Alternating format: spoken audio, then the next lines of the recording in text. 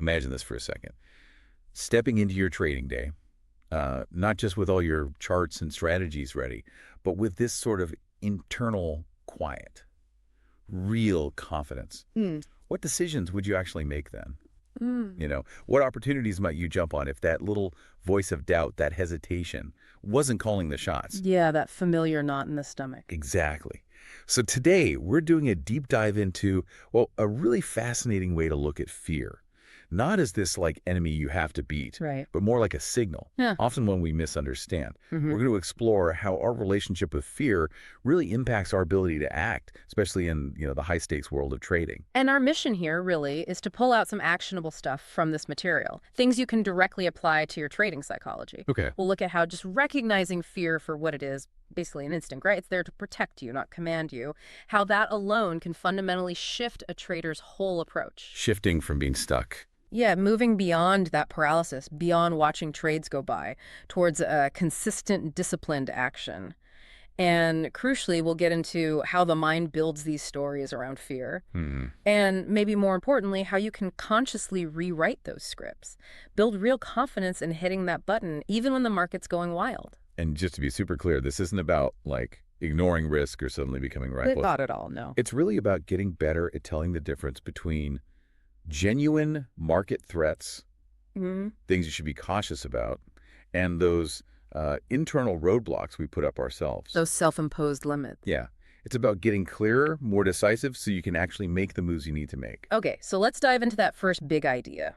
Fear as a signal, not a stop sign. The material kicks off by saying we often just get fear's role completely wrong. Right. It says fear isn't your enemy. Exactly. It's primal. It's wired into us. Biology 101 designed purely to protect us. It gives you a little nudge, a warning. It whispers, makes you aware. But here's the fascinating part, right? While it's designed for safety, it was never, ever meant to be in charge. It wasn't supposed to be your CEO making all the calls. Yet, for so many people, and maybe especially traders, dealing with constant uncertainty, that's exactly what happens. We kind of let fear grab the steering wheel. And then we wonder why we feel stuck. Yeah, why it feels like you're just going in circles, second-guessing everything. Or worse, you see those perfect setups sail by because you hesitated. That fear kept you frozen. Oh, every trader knows that feeling. That surge when you're about to put on a new position or maybe size up a bit or just trying to stick to your plan when the market's choppy, it feels like, a personal failure. Right, like weakness. But you're saying that's just the brain doing its job, sending a signal. Pretty much. The signal itself isn't the core problem. Okay, but if the feeling isn't the problem, then what is? Because, let's be real, that feeling does stop people. It leads to inaction. Exactly. That's the critical distinction here. If fear isn't the real enemy, what is? The material argues really strongly that inaction is the true enemy. The pause. Yeah, the pause you take, the trade you don't make, the button you don't press when your analysis, your plan says now. Most people, most traders, they wait. They wait for the fear to magically evaporate before they act. Waiting to feel brave or certain. Waiting for total comfort. But, and this is huge, the material says that moment never comes. Courage, in this framework, isn't not feeling fear. It's acting anyway. It's action taken in spite of it. Yeah. Think about how many trades, how many strategic adjustments just get left on the table because traders are waiting for a feeling that just isn't guaranteed to show up. And the cost isn't just the potential profit missed. It's how that inaction slowly eats away at your self-trust, your discipline. That's powerful. And this is where it gets really interesting for traders because the source points out that even the legends of people who achieve massive things, they feel fear too. Absolutely. They're human. But the difference is they walk forward anyway. That seems to be the absolute key shift. You don't have to somehow become fearless. No. You just have to stop taking orders from fear. Like, okay, fear can be in the car, maybe even talking a bit. Yeah, let it sit in the passenger seat. But it doesn't touch the wheel. Okay, but what does that actually look like? When you're, say, watching a sudden market drop or some crazy news hits the wire, how do you keep fear from grabbing that wheel? That's a great question. That's where the practical application comes in for traders, isn't it? Not touching the wheel means you've already decided your rules. Your stop losses are set. Your entry triggers are clear, objective. Your plan is locked in. Right. And you execute that plan even when that gut feeling is screaming, get out, or wait, or just hold on a bit longer. It's about building systems, building processes that basically short-circuit the fear response before it hijacks your rational strategy. So the system protects you from the feeling. In a way, yes. And connecting this to the bigger picture, every single time you act, when you feel that fear, maybe it's taking that trade that feels a bit edgy but fits your plan, or cutting a loss quickly like you're supposed to, even though it stings. Or taking profits when your target is hit, not getting greedy. Exactly. Every time you do that, you're literally reprogramming your brain. You're teaching it that fear doesn't automatically mean stop. It means pay attention, this matters, you're near something important. Repetition rewires reality.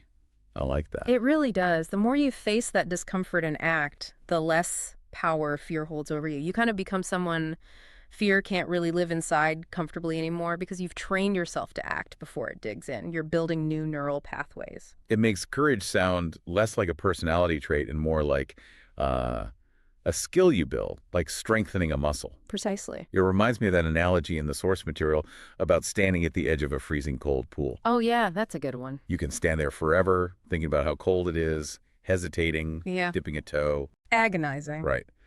But the material says courage doesn't come before action. It comes because of action.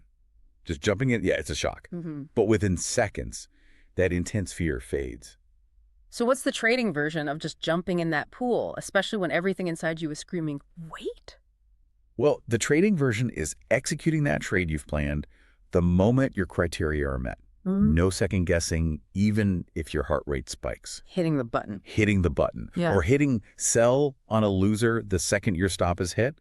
Instead of hoping and praying it turns around just because you dread realizing the loss. It's about that consistent execution of your plan, whatever your emotional weather is at the moment. That's the core of exposure, then. Exactly. It's not about trying to feel nothing. It's about being willing to feel the fear and still step forward. For traders, this means taking those calculated risks your analysis supports, placing the trades even when it feels uncomfortable, and slowly, gradually, building up your tolerance psychologically and physiologically to market swings and uncertainty. The material nails this progression. The first time is terrifying, the second time is uncomfortable, the 10th time is routine. And the 100th time, it's freedom. Wow.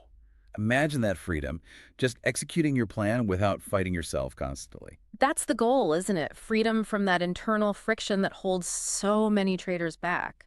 Okay, so that leads nicely into the inner game, right? That constant chatter in our heads. The material calls fear a master storyteller. A very convincing one. It crafts these stories, these lies often about us. You're not ready for this. You're not smart enough. You're going to blow up this account. It's going to crash. And the really insidious part is that it uses the voice of your own mind. Yeah, so you believe it. It feels like truth.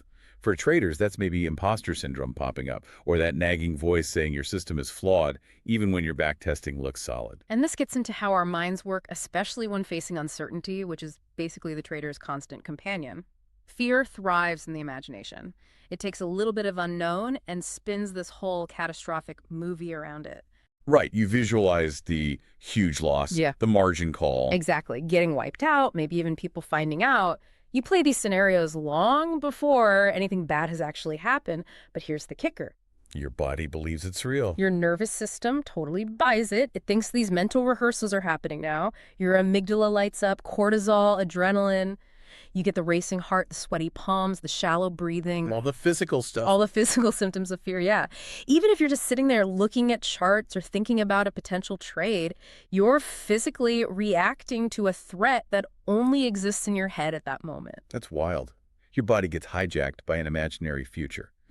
But, okay, here's the flip side then, the breakthrough. If fear gets built up by repeating those negative thoughts, then so is confidence. If fear is just a story, maybe you're a really compelling one, but still a story. Then you can tell a better one.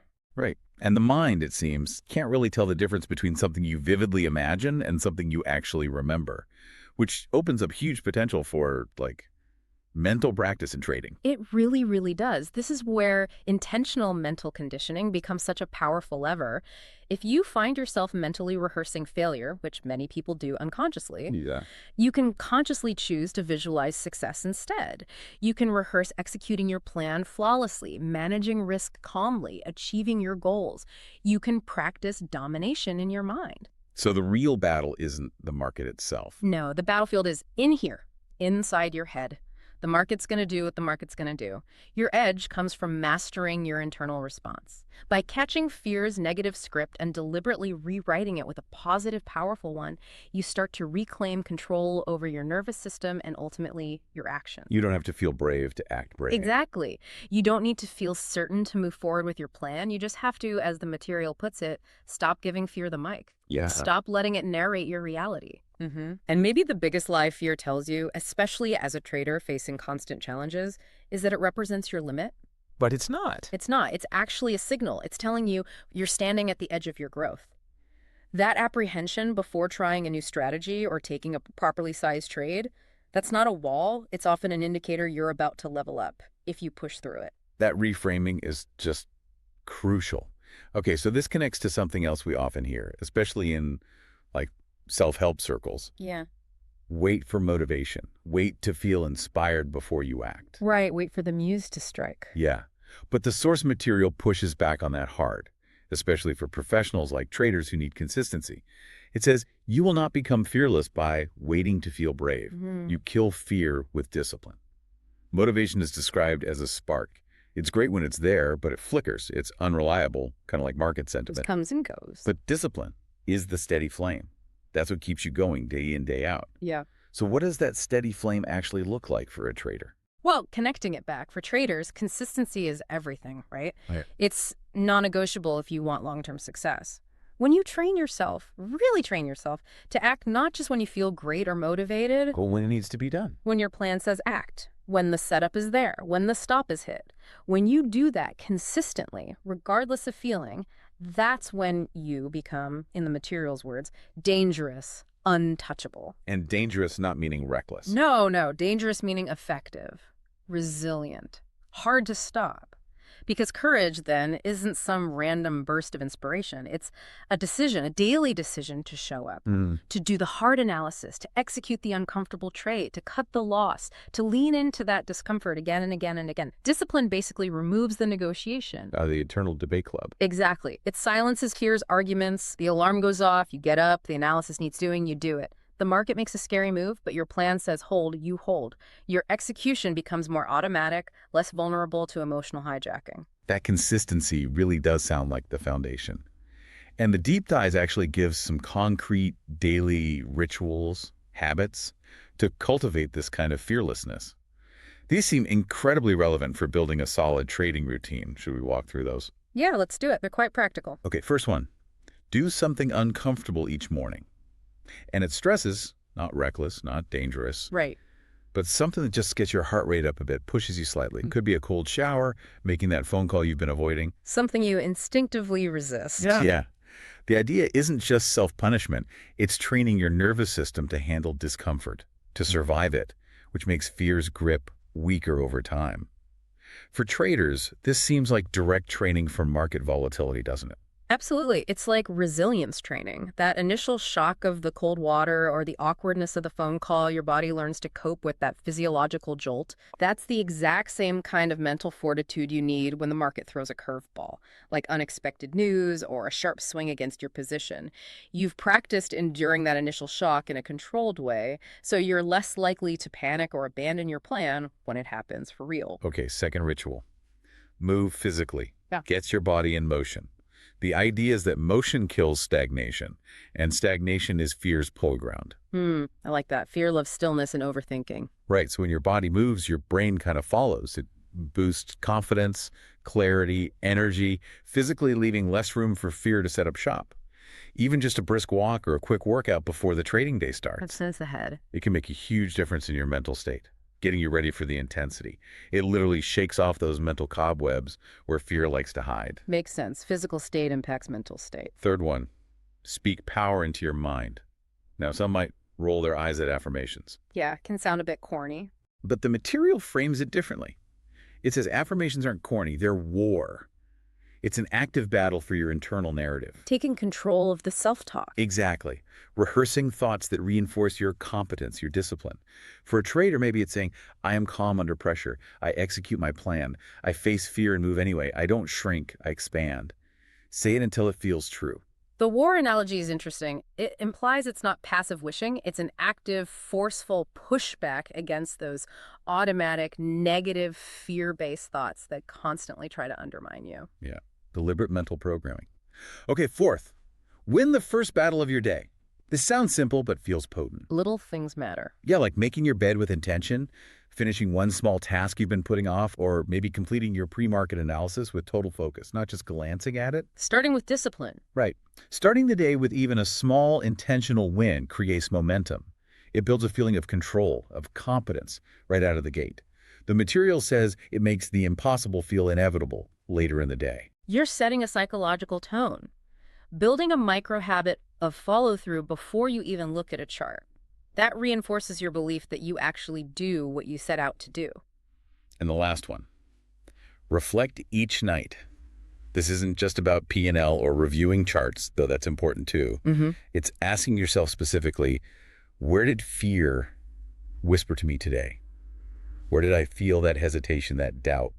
And where did I actively push back? Where did I act despite it? So it's a conscious review of your relationship with fear during the day. Exactly. This self-assessment helps you refine your awareness, spot fear's specific tricks and patterns in your own trading, and get sharper and more resilient for the next session. It kind of closes the learning loop on each day's encounters with fear. Turning every interaction into data, into a learning opportunity. I like that.